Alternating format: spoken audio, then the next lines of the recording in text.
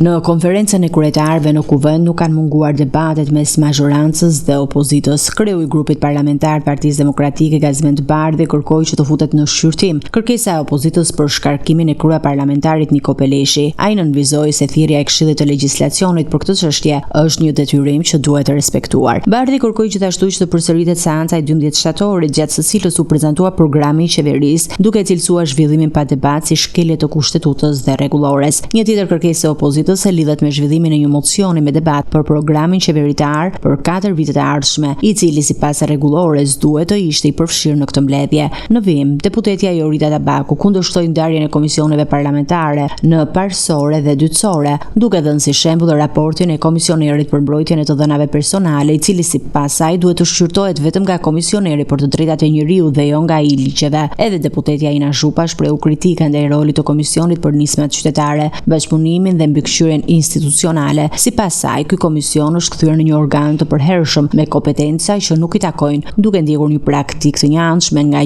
legjislatura e kaluar. Në përgjigje, kreu i grupit parlamentar Partisë Socialiste Tauland Balla mbrojti modelin e ndjekur nga mazhoranca, duke theksuar se ai zbatohet edhe në shumë parlamente të vendeve anëtare të Bashkimit Evropian. Balla shtoi se është normale që komisioni nismave qytetare të përfshihet në raportimin e institucioneve të pavarura në mbledhje të përbashkët dhe se ka ardhur koha të rishihet në 103 i rregullores së Kuvendit.